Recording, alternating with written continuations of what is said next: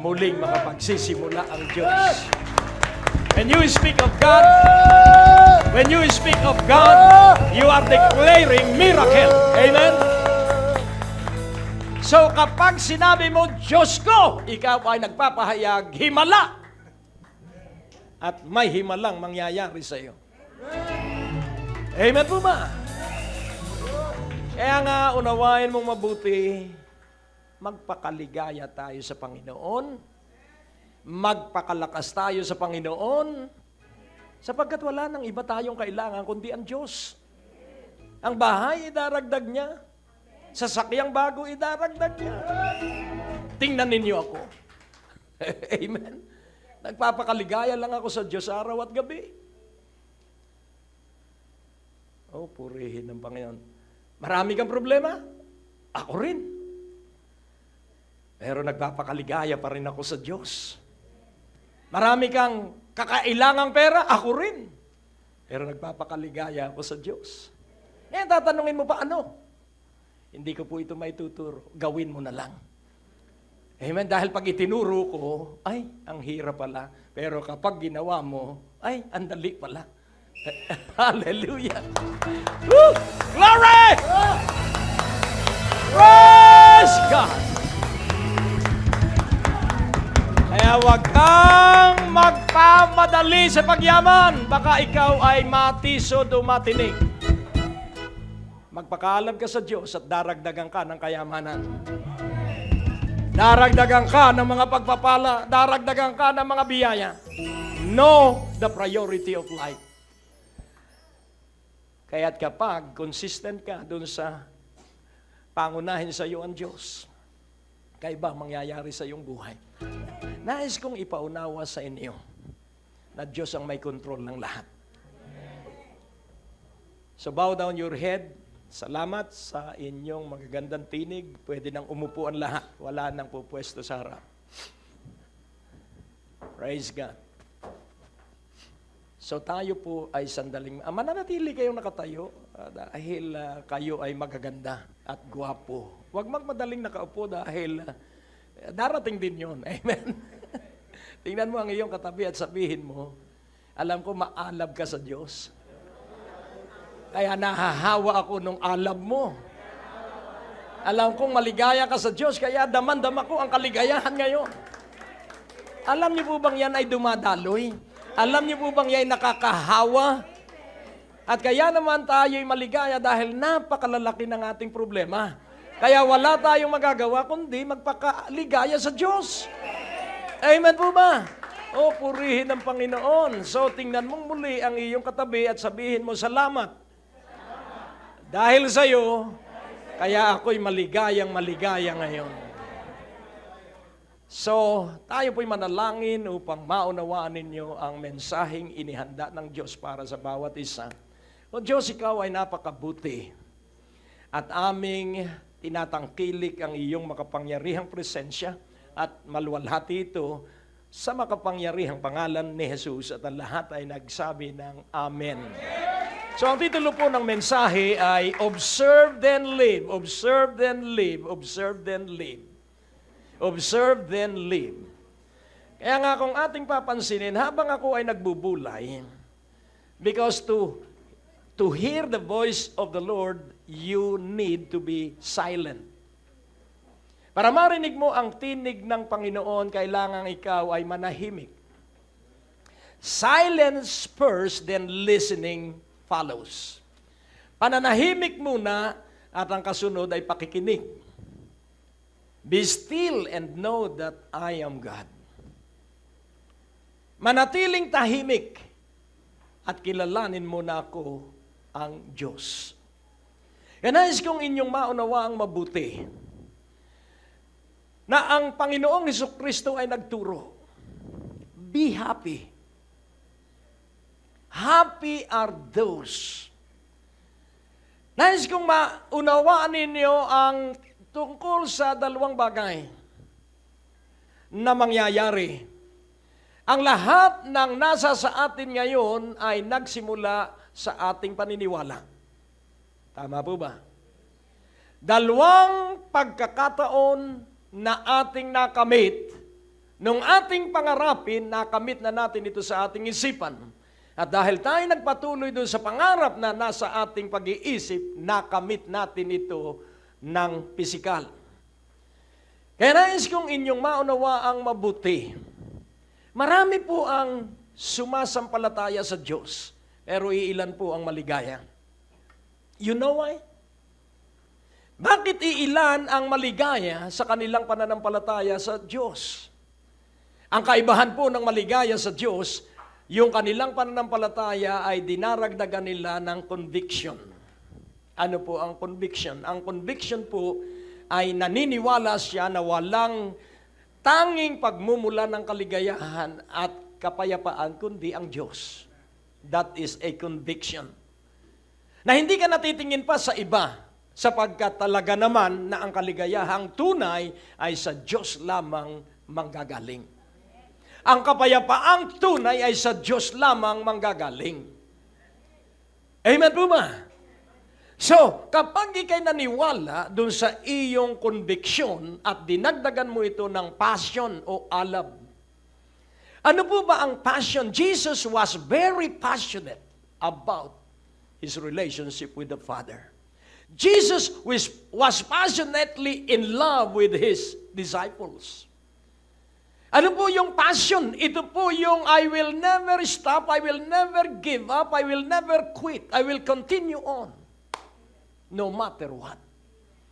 Amen po ba? Kaya kailangang maniwala ka na ang Diyos ay iyong kasama at ang katotohanan, ang Diyos ay kasama natin. Kaya yung word na observe, ang ginagamit mo, laging tatandaan mo, pwedeng isara mo ang iyong bibig. Pero hindi mo pwedeng isara ang iyong tenga. Hello? Pwede mong isara ang iyong mata, pero hindi ang iyong tenga. Kaya marami kang maririnig na boses. At kung hindi ka magiging matalino, baka gawin mo ang lahat ng iyong naririnig. Hindi dapat. Ang unang nais kong ipaalam sa inyo ay ang katotohanan tungkol sa pagsama ng Diyos sa iyo at sa akin. Ikaw ba'y born again? Ikaw ba'y ipinanganak na muli? Nung araw na tayo'y maborn again, itong kopang ito, kopita. So nung araw na tayo maborn again, tayo ay napuno ng Diyos. Tama po ba? But we cannot contain God because He is immense. Hindi mo pwedeng sa iyo lang nandun ang Diyos. Kaya nga unawain mo mabuti, you are filled with God. This is the beauty of our faiths. So you are filled with God and God is all over the creation. So God is in you and you are in God. Amen? So nandun pa rin yung kupeta at yung kupeta represents us and inside us is God. And we are surrounded with God. Technical explanation. The pressure outside is the same pressure inside. Otherwise, magkakrumble tayo. Nakakuha mo po? So, ang lahat ng bawat square inch ng aking katawan ay merong 14.7 pounds per square inch pressure absolute. Sa paligid ko, kailangan equal. 14.7. So the God that is in you lives in you because the Father started the life. Kaya tayo may buhay dahil sa Ama. And Jesus lived the life. At isinabuhay ni Jesus yung buhay. And the Holy Spirit guide the operation of that life daily. With the Trinity, we cannot be defeated. Kaya nga, ang tao, kung ano-ano pang hinahanap na kaligayahan, walang kaligayahan sa pera. Walang kaligayahan sa maging tanyag. Ang tanging kaligayahan ay sa Diyos. At kung hindi ka magiging matalino, Habang nag-o-observe ako ng Lent, dahil ang tawag sa atin, observe the Holy Week. Observe. Iyong pagmasdan ng may matamang pag-iisip. Kailangan maging tayong matalino. A wise person is someone who can never... A wise person is somebody who has a hard time to recall his worries. Ang isa pong matalinong tao ay hindi na niya maalaala yung kanyang mga alalahanin. Hello? Nais kong ipaunawa sa inyo, worry will sideline you.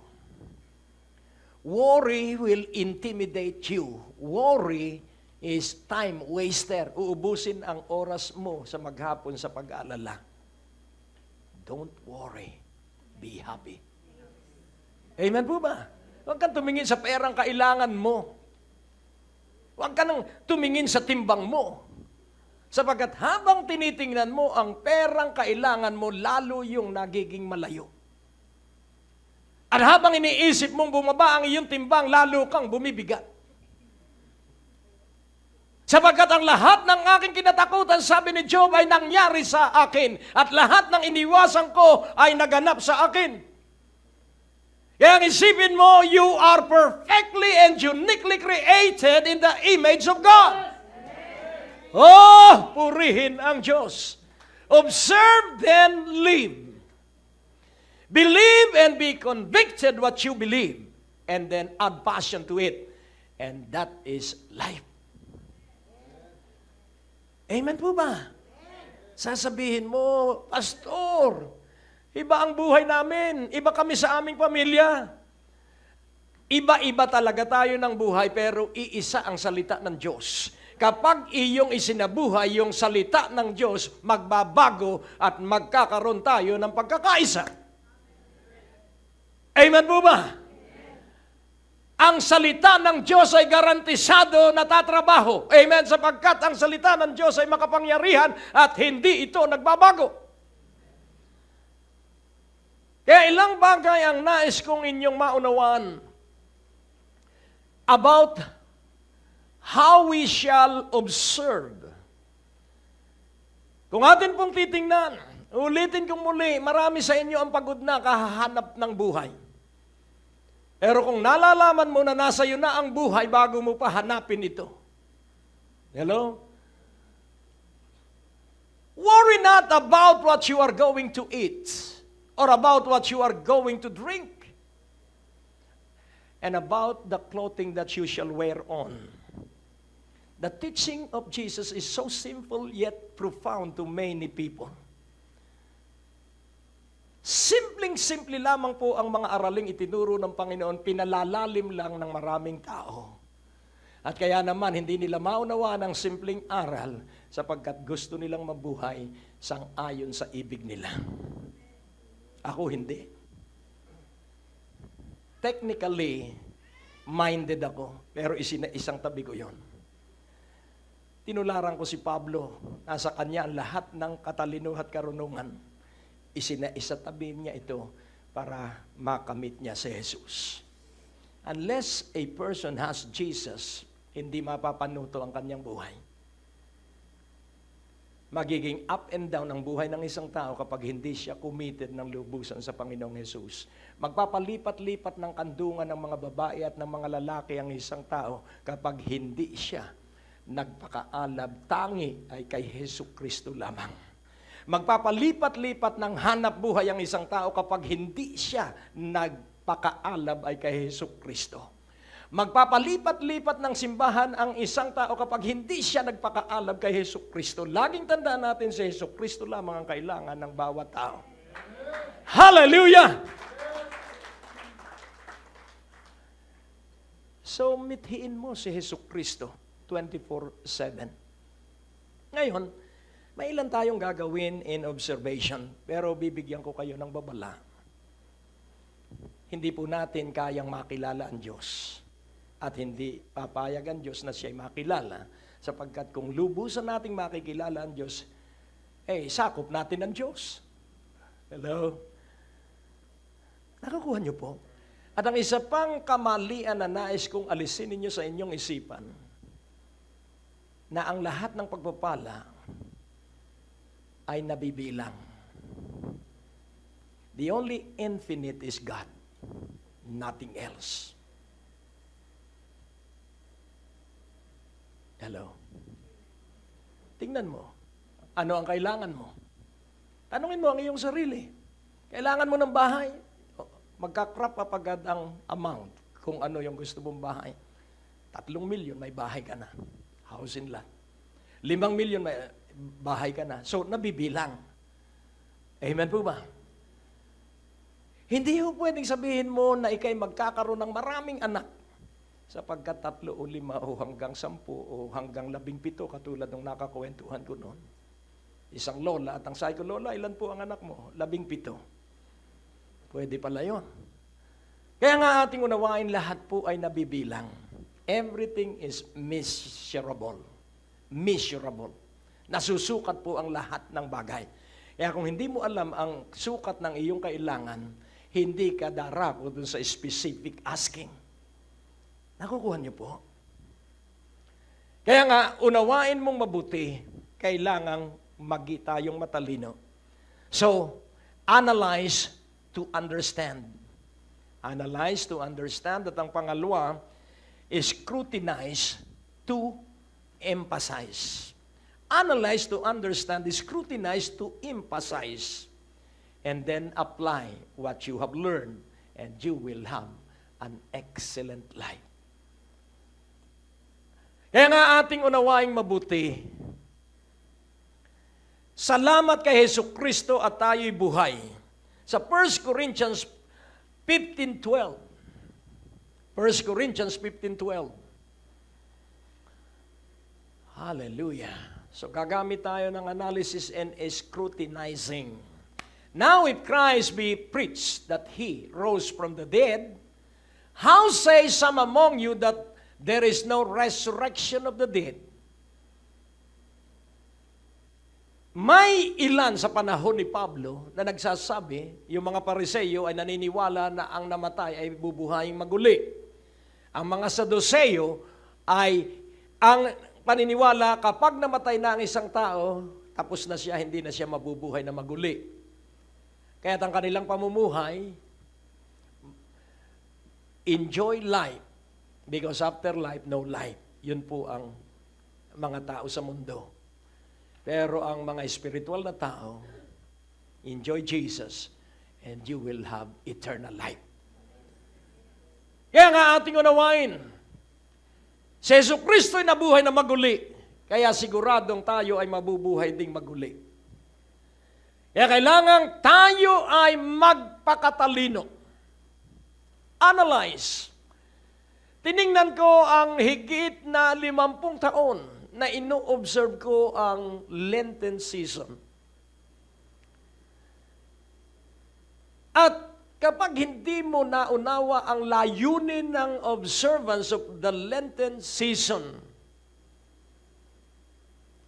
makikita mo na ikaw ay babalik sa dati mong gawin.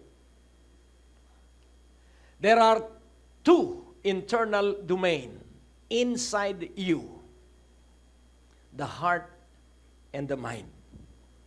Domain, ang ibig kong sabihin na yung lugar na nandun ang lahat-lahat na makaka-apekto sa iyo. Whatever the content of your heart, the mouth will speak. Whatever the content of your mind, it will travel to your heart, and the heart will release it to the mouth. So, you are what you think you are. As a man thinketh in his heart, so is he. Ikaw ay sang-ayon sa iyong iniisip. Isipin mong ikay maligaya, and then all of your muscles, all of your body cell will unite with what you are thinking. Mag-isip ka ng mga bagay na nakalulungkot, yung iyong pagkalugi, yung iyong mga kabiguan, isipin mo po yon. Instantly, magiging kang malungkot. Whatever you think, enhance your emotion. Kaya kailangan na masunod natin ang Biblia. A merry heart doeth good like a medicine. And what is the source of merry heart? right thoughts. Mga tamang pag-iisip. Amen po ba? At paano ka magkakaroon ng tamang pag-iisip? Ang laging tingnan mo sa iyong kabiguan ng kasunod na ay tagumpay. After crying, you will smile. After crucifixion is resurrection. Amen? Kaya laging unawain mo, kung ikaw man ay dumaraan sa iba't ibang pagsubok, laging tatandaan mo that your destiny is behind the trials and barriers and tests. It is covered by the test. Kaya huwag kang nagmamaktol. Bakit ba naman kung kailan pa ikaw maalab sa Diyos, saka naman sunod-sunod ang pagsubok? Huwag kang magsasalita ng ganyan at sabihin mo na nasa likuran ng pagsubok ko ang aking magandang kinabukasan. Oh, hallelujah! Glory! So si Kristo lamang ang ating kailangan. Amen? So analyze. What is analysis? Ang isang magandang halimbawa ko ay yung lab ko sa physics at sa chemistry. Sa physics, kami ay nagpapakulo. Simpleng experiment. Pinakulo namin yung tubig. Ginamitan namin ng thermometer. Yung unang kulo, 80 degrees centigrade pa lang. Pero after several minutes, iyo pong pakuluin ang pakuluin at mahihit mo ang 100 degrees centigrade.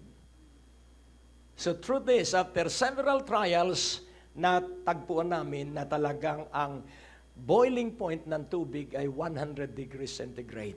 So your trials and your errors will line up to your victory. Amen? So analyze, bakit ka nabigo? Ito'y para sa iyong kabutihan. Amen? Bakit ka nagkasakit? Ito'y para sa iyong kabutihan. And saying, thank you, Lord, will make you happy. Do not reason out your failure. Huwag ka nang mga tuwiran pa kung bakit ka nabigo. Sabihin mo, thank you, Lord, at ako'y nabigo. Ngayon sa daigdig, hindi nila ito kaya. Pero sa akin kaya ko. Thank you, Lord, at ako'y nalugi. Thank you, Lord. Thank you, Lord. Thank you, Lord. Thank you, Lord. Because when you thank God, you are making a personal covenant with Him. And what is the personal covenant? Covenant with God? That you believe Him all the way through. Naniniwala ka sa Kanya ng ganap at tuloy-tuloy, kaya kabiguan mo, ipinagpapasalamat mo sa Diyos, tagumpay mo, ikinagagalak mo sa Diyos, ano man ang nangyayari sa iyo, nagpapasalamat ka sa Diyos. We are all an original. I cannot copy you and you cannot copy me, and I will not advise you to copy me.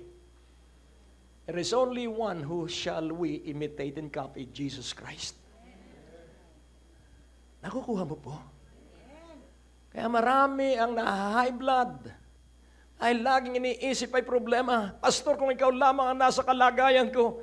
Ang ibig ba sabihin, Jesus, kung ikaw lamang ang nasa kalagayan ko, mauunawaan mo ko. Ikaw at ako ay nauunawaan ng Panginoong Jesucristo dahil idinaan siya sa lahat ng uri ng pagsubok. At kailanman hindi siya na daig ng pagsubok. Kung siya'y nagtagumpay, siyang nasa iyo ay muling magtatagumpay. Ang iyon lamang gagawin ay praise the Lord. Hallelujah. Mahirap po bang gawin yon? Oh, purihin ng Panginoon. Mahirap sa umpisa, pero kapag pinaulit-ulit mo, ito po'y nagiging napakadalit, napakagaan. And the external domain, your hand and your habit. What is inside you will be demonstrated outside. Kung ano ka sa iyong loob, yun ang lalabas sa iyong ugali. Tingnan mo ang iyong katabi. Makikilala kita sa pamamagitan ng lahat ng gusto mo. If you want to know a person, know his likes and his dislikes. Naalala ko nung panahon namin na merong tinatawag na yung scrapbook.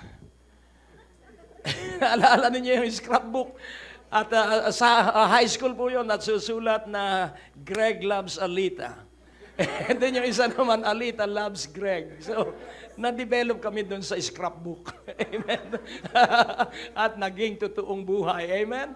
Ngayon yung scrapbook, Facebook naman ngayon. Yun sa inyo lang pang daigdigan, yun sa amin pang high school. Iisa po yan, iisa po ang ideya niyan. Galing po sa dating naturalesa ng tao, pinagkaperahan lamang nung gumawa ng Facebook. Kaya nais ko pong inyong ipaunawa, walang bago po sa ibabaw ng lupa. Pag bago, yun po ay cultic. Lagi pong nangyari na noon at mangyayaring muli. Amen po ba? At ikaw ay nilikhang orihinal, huwag kang gaya-gaya. At huwag kang nakikinig sa sinasabi ng iba tungkol sa buhay mo. Huwag mo silang paniniwalaan, makipag-usap kay sa Diyos at sasabihin ng Diyos kung ano ang iyong buhay. Oh, purihin ang Panginoon. So analyze. Iyo pong siyasatin, iyo pong suriing mabuti. Ikaw po ay nilikha ng Diyos sa hawig niya at nung ikaw at ako'y likhain, buong ingat, pinangalagaan ang pagkalikha sa atin. Kaya nga ang sabi niya, Moses, sino bang may likha ng bulag? Sino ba ang may likha ng mga pipi at ng mga bingi? Di ba ako? Hello? Kaya pag ikay nag-alala, unfair ang Diyos. God cannot be unfair. He is always just. Amen po ba? Kung sakali man na merong mga taong bigo upang ang tagumpay ay tumulong dun sa mga bigo. Kung sakali mang merong taong mahirap, ang mayayaman ay dapat tulungan ng mahihirap. Yun po ang balak ng Diyos. At upang ang tao ay makapamuhay sa ibig ng Diyos, kailangan may mangyaring hiwaga na maging isang himala. Siniyasat ko ang beatitude. 8 attitude. 8 good attitude. So I am observing Lent.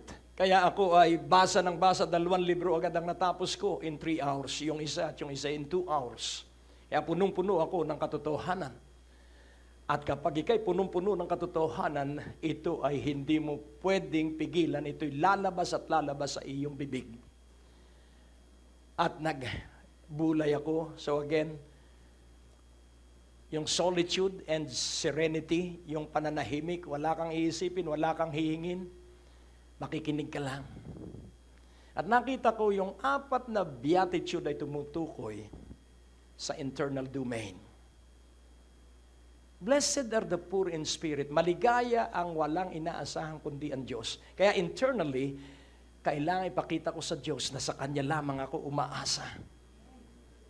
At kailangan ito ay pagtibayin ko araw-araw. Sa paningin ng Diyos, ako'y umaasa lang ay sa Kanya. Then second, mournful. Ako'y nahahapis. At ano ang aking pagkahapis? Hindi po tungkol sa kasaganaan o kayamanan, hindi po tungkol sa kalusugan. Ako'y nahahapis sapagkat ibig ko na ang mga kamag-anak ko, sapagkat ang mga mahal ko sa buhay ay nandito na sa ganitong uri ng buhay, ibig ko lahat ng aking kamag-anak ay magkaroon din ng kaligayahang aking tinatamasa. At ang tanging kaligayahan ay nagsisimula ay sa puso at sa kaluluwa. At dahil hindi ko maipaunawa, ako ay nahahapis. So laging unawain mong mabuti, to enter into the heart of any person, you have to pray much. To break through the hardness of the heart of a person, you have to pray much.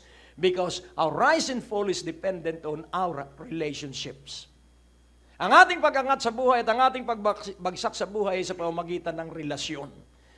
At hindi mo pwedeng iwasan ng mga relasyon. Darating at darating araw-araw, may relasyon kang papasukin.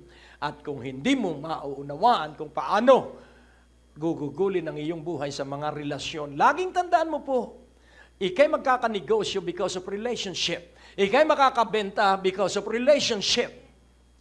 Amen po ba? Kailangang ikaw muna ang makilala ng customer bago ang iyong produkto. Sapagkat ang produkto ay dala ng iyong mahusay na pakikitungo sa iyong customer. Pag minsan bumibili ako ng gamit, hindi ko kailangan at hindi ko dapat bilhin dahil sa bait, binibili ko na rin. Nakukuha niyo po? Relationship. Kaya nga ating unawain, poor in spirit, mournful, and hungering and thirsting for righteousness. That is inside. Sa puso mo, nag-iisa ka, ang gusto mo ay katwiran. And what is righteousness? Righteousness is continually believing that Jesus is only Lord and Savior. Tuloy-tuloy na paniniwala na si Jesucristo lamang ang tanging tagapagligtas, na si Jesucristo lamang ang tanging kailangan natin. That is righteousness. Wala ka ng iba pang kailangan. Idaragdag na yung ibang kailangan natin. Kapag nasa iyo si Jesucristo, idaragdag ang kayamanan, idaragdag ang lahat ng kailangan natin. Why? Because of Jesus. Amen po ba? Because of Jesus. Oh, purihin ng Panginoon. And then the fourth one is, so, poor in spirit, mournful, and then hungering and thirsting for righteousness, and then pure heart. Pure heart. This is internal domain. Kailangan makita ng Diyos na dalisay ang ating puso. Ano ang dalisay na puso? Ulitin kong muli, wala kang inaasahan kundi ang Diyos. Wala kang ikinalulungkot kundi kaligtasan ng iyong mga kamag-anak at kasama sa trabaho. Kailangan yun ang kalungkutan mo, hindi yung wala kang pera. Kapag nalungkot ka sa tamang kalungkutan, daragdagan ka ng pera. Daragdagan ka ng kasaganaan. Daragdagan ka sapagkat ang Diyos ay mahilig magdagdag. God is an adding God. God is a multiplying God. God will always give you all the blessings that you need. Pero kailangan i-develop mo sa iyong puso yung happy attitude. Amen po ba? Kailangan laging ang iyong papasuking hanap buhay ay yung hindi ikaw ang makikinabang kundi maraming tao. Kapag ikaw lang ang nakikinabang, itigil mo na yun, magkakasakit ka doon sa iyong pinasok na hanap buhay. Kailangan mga tao ang makikinabang. Kaya kung titingnan natin, may isang lalaki na ang kanyang invention na nagawa ay 200 inventions. Alam niyo kung bakit? Dahil ang kanyang isip ay kabutihan ng tao. Hindi siya tumitingin sa kanyang makukuhang royalty. Siya ay nakatingin sa kaginhawahan ng sangkatauhan. Kaya kung ang iyong puso'y tama at tinitingnan mo ang kabutihan ng iyong kapwa-tao at ng sangkatauhan, ikaw ay pauunlarin ng Diyos, ikaw ay pagtatagumpayin ng Diyos because you are giving honor and glory to His name. And then ang tatlong external, blessed are the merciful, ikaw po'y maawain. Lord, bless everyone with the anointing of mercy and prayer. Pagpalain mo po, O Diyos, ang bawat isa ng kapangyarihan, ng pananalangin at ng kaawaan. Kaya nga, unawain mong mabuti, hindi mo na maiisip ang iyong kailangan sapagkat ang iyong kaabalahan ay sa kailangan ng iba at dahil ikaw ay may malasakit sa kailangan ng iba, bibigyan ka ng Diyos ng probisyon para maabot mo yung pangangailangan ng iba. Abraham, I will bless you so that you will be a blessing. Blessing first. Pero bago mangyari yung probisyon ng pagpapala, kailangan meron ka ng kinaaawaan. Hello. Blessed are the peacemaker. Yan ikalawang external. Gumagawa ka ng daan sa ikapagkakasundo. Kaya ngayon, ayoko nang makinig ng chismis. Kaya ako ngayon ay taong kaunti na lang ang salita. Nung araw maraming salita dahil sa chismis. Darating sa iyo ang iyong kamag-anak. Alam mo ba si ganon? Darating ang iyong kaibigan. Alam mo ba si ganon? Sabihin mo ngayon, Ops, I don't want garbage. Kailangan matuto ka sa word plus at word minus. Ano po yung word plus? Positive words. Ano yung word minus? Yung mga negatibong makaka-apekto sa iyong emosyon. Hello? Amen? Amen? Amen? Praise God. So blessed are the merciful, for they shall obtain mercy. Blessed are the peacemakers, they shall be called children of God. Blessed are you when you are persecuted for my name's sake, for righteousness' sake. Amen? And what is righteousness? You keep on declaring that you love Jesus, that you believe Jesus, that your hope is in Jesus. That is righteousness. Si Jesus lang ang magpapaunlad sa akin. Si Jesus lang ang magpapala sa akin. Si Jesus lang ang aantabay sa akin. Si Jesus lang, si Jesus lang. That is righteousness. And you will be persecuted. Because people are intellectual in their understanding. Pambihira ka. Paanong si Jesus lang? Paanong si Jesus lang? Paanong si... That is persecution. Hello. And then the eighth habit is this. If you are persecuted for my name's sake, be glad and be very happy. Pangalan naman ng Panginoong Jesus. For great is your reward in heaven. Blessed are the poor in spirit, yours is the kingdom of God, of heaven. Blessed are you when you are persecuted for righteousness. Great, yours is the kingdom of heaven. Blessed is the meek. This is another external, the meek. Ano po yung meek? Kahit ikaw ay matalino at may isang nagyayabang. Kadalasan po ang madaldal ay kakaunti ang alam. Pero ang matalino po tahimik, gumagawa na lang. So the external domain is meekness, mercy, and then peacemaking. Nakuha niyo po. And then the result of this internal happiness and the external application of your internal happiness, you will be persecuted. Hello? Pero ang sabi po doon, be glad and be very happy, for great is your reward in heaven. Saan po manggagaling yung gantimpalang naghihintay sa atin sa langit? Doon po sa 7 o 8 mga magagandang attitude. Kaya nga po, paano nangyari ito? So analyze the truths so that you will understand. Amen po ba? Iyong pag-aralan ng katotohanan para ikay makaunawa. Then scrutinize. Scrutinize. Ang ibig sabihin ay iyong himayin ng buong detalyado. Paano ko ito isasagawa? Ikaw mag-aaral, katulad ng mga Bereans. Paano ba ang sinasabi ng Panginoon dito sa talatang ito? Be involved, get involved. Scrutinize the word. Hindi para hatulan ito, kundi para ito ay may sabuhay, para ito ay may sagawa. Amen. So, unang katotohanan, sa lumang tipan ay may 2 kambing. Ito po sa Leviticus, 2 goats. Ito po nasa ating daily bread. At makikita natin na yung 2 goats represent 2 divine truths about the sacrifice and the substitutionary death.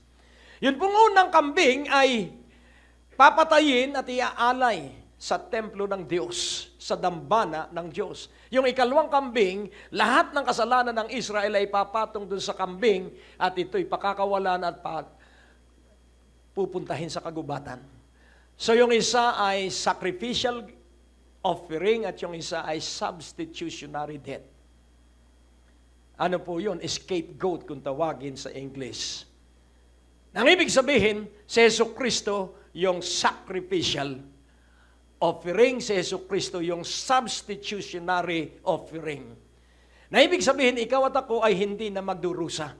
Na ikaw at ako ay hindi na masasaktan. Na ikaw at ako ay hindi na paparusahan ng kamatayan dahil sa kasalanan sapagkat meron ng umako nung ating kaparusahan. At ang pangalan niya ay Jesucristo ng Nazaret. Amen. Hallelujah.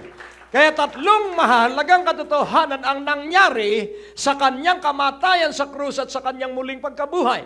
Ang 3 divine truth na ito, and this is basic. Sa pag-aaral ng tao, ang basic ay yung tinatawag na 3 R's of basic education. Reading, writing, arithmetic. 3 R's, pero W po ang writing. So pag marunong kang bumasa, at marunong kang sumulat, at marunong kang mag 1 plus 1, buhay ka na. Hello? Sapagkat hindi ka na maluloko sa palengke dahil alam mo ang sukli ng iyong biniling 90 ay 20 centimos.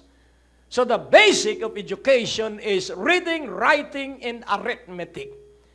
But the basic of our spiritual life is atonement, justification, and regeneration. Amen. If you will not understand these three divine truths, hindi ka po aangat sa iyong spiritual na buhay. Sapagkat ikaw ay babalik-balik at sasabihin mo, ako'y makasalanan. I told you a while ago that you cannot go back to your past. Because that is not a place. It is only a word. You cannot go to your future because that is only a word and not a place. So your life is now. So if you will not understand atonement, justification, and regeneration, what is atonement? Atonement is somebody died for our sins. Hello? Justification, it is the mind of God. Isipan po ito ng Diyos, ang justification. Nakahilig sa dibdib ng Panginoon si Juan the Beloved. At sabi ni Pedro, tungkol po sa kanya. Ano po ang iyong gagawin sa kanya? At ang sabi ng Panginoon, ano naman sa iyo? Kung buhayin ko siya hanggang sa aking pagbabalik, wala ka na ron. So, justification is the mind of God. Walang pwedeng sumalungat dito. Isipan ito ng Diyos. And He declared that in Jesus, we are righteous. Amen. In Jesus, we are accepted in the Beloved. Amen. It is not our work. It is not our sinfulness. It is the work of Jesus on the cross. Kaya para makalaya ka sa masamang pag-uugali, believe that you are justified by the blood of Jesus Christ. Believe that God has proclaimed that you are without sin, that you are blameless. Amen? Huwag mo nang tingnan ang iyong masasamang ugali noon dahil ang nakaraan, always remember this, that the past will always pass. Ang nakaraan ay laging lilipas, amen, at yun ay lumipas na, tinakban at sinakluban ng dugo ng Panginoong Jesucristo. Be freed from guilt. Nabigo ka noon, all right. Nalugi ka noon, all right. Na humaling ka sa ibang kandungan, all right. Kalimutan mo yon sapagkat ang dugo ng Panginoong Jesucristo ang nag-ayos, pero magpapakita ka ng regeneration. Without these three basic truths, regeneration is to attain inside us the nature of God. So when you have the nature of God, then you have the character of God. Kaya iiwan mo ang iyong babae, iiwan mo ang iyong lalaki, iiwan mo ang mali mong buhay. Because there is regeneration inside. Nawala ang mga bisyo ko, not because I desire na iwan ko ang bisyo, no. Nawili ako sa Diyos, kaya nawala na ako sa materialismo. Nakukuha niyo po. Kaya unawain mong mabuti, scrutinize the wonderful truths of the atonement, justification, and regeneration. You have the nature of God inside you. You have the power of God inside you. Hindi pwedeng hindi ka maging kamukha ng Panginoon. May isang nagtanong sa isang magiginto. At ang sabi niya, paano mo po nalalaman at lantay na ginto na yung iyong ginagawa? Ang sabi niya, simple, halika manood ka. At pinainit niya yung kanyang stove, pinainit niya. Pagmasdan mo yan, tingnan mo.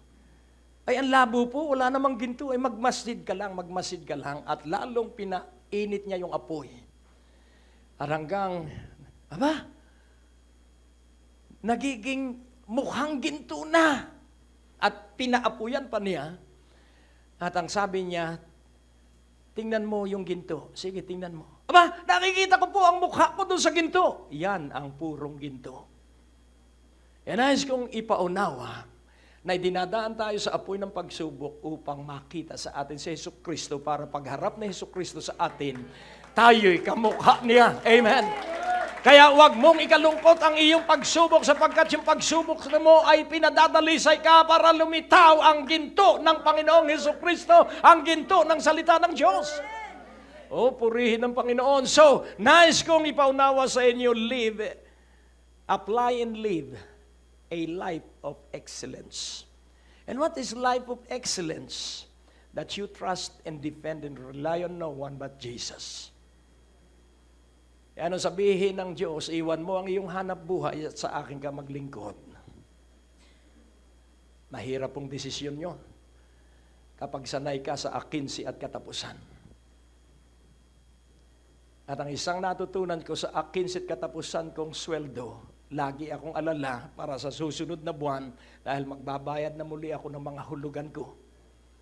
Pero ang isang natuklasan ko, kapag ikaw pala ay dumepende sa Panginoong Hesukristo, bago mo pa kailanganin, inihanda na ng Panginoon. At ang isang magandang katotohanan, yung mga anak mo, kahit na magpalaboy-laboy pa yan sa galaan ng bata pa sila, uuwi yan at may kakaining daratnan sa iyong bahay. Tama po ba? Hallelujah. Kaya nais kong ipaunawa, kung tayong tao ay pinaghahandaan natin ang kailangan ng ating mga anak, gaano na kaya ang Ama natin sa langit? May nakahandang pagkain para sa bawat isa sa atin. May nakahandang pang-tuition para sa bawat isa sa atin. May nakahandang pangbahay para sa isa't sa atin. May nakahandang pambili ng sasakyan kung kinakailangan para sa bawat isa sa atin. Kaya't magtiwala tayo sa Ama. When you believe the Father who started life, when you believe Jesus who lived that life, when you believe the Holy Spirit who operate and govern the daily guidance of that life, hindi ka po maliligaw. Dire-diretso ka po, sapagkat laging tandaan mo, yung pag-akyat mo dito sa second floor, hindi ka po nagsimula sa last step. Saan ka nagsimula? Sa first step. So start on the first step. Magpakaligaya ka kay Jesus mula ngayon. Bow down your head and let us pray. O Diyos, Ikaw ay napakabuti. Salamat, maluwalhati ang banal at dakila mong pangalan sa buhay ng bawat isa sa makapangyarihang pangalan ni Jesus. At ang lahat ay sumigaw ng Amen. Hallelujah! God bless you po.